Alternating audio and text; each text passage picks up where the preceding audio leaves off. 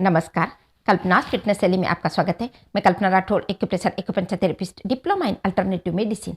आज हम बात करेंगे कि कई समय से ऐसा लगता है, बहुत लंबे समय से हमारे छाती में कफ जमा हुआ है, बलगम बाहर ही नहीं आ रहा है, सांस लेने में थोड़ी तकलीफ हो रही है, जमा हुआ पुराने से पुराना कफ।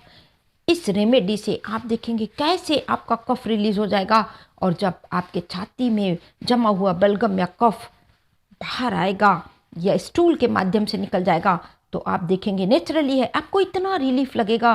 सांस लेने में जो तकलीफ हो रही थी, गले में खचखच हो रही थी, खराश हो रही थी, गले में दर्द हो रहा था, सारी समस्याएं दूर हो जाएगी।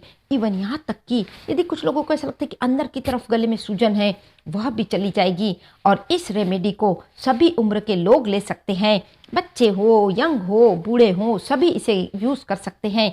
इसके कोई साइड इफेक्ट नहीं है। बनाना भी इतना आसान है, सरलता से यह रेमेडी तैयार हो जाती है। रिजल्ट तो बहुत ही सुंदर है। सारे दिन ऐसा लगता है कि गले में कुछ दर्द सा है, वह भी इमीजिएट जैसे ही आप इस रेमेडी को करेंगे ऐसे तुरंत दर्द चला जाता है।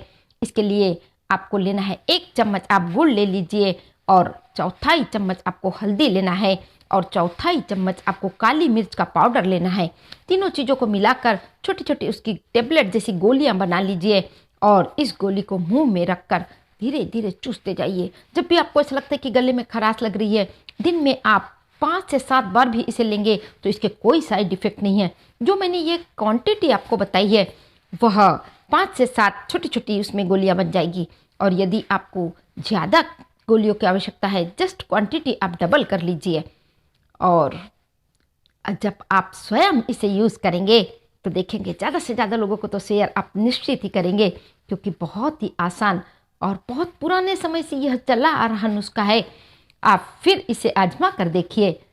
स्वस्थ रहें, मस्त रहें, खुश रहें, इसी शुभकामना के साथ फिर कह देती हूँ, चैनल को यदि पहली बार देख रहे हैं तो सब्सक्राइब करना बिल्कुल ना भूलें, लाइक और कमेंट वह भी कर दीजिए।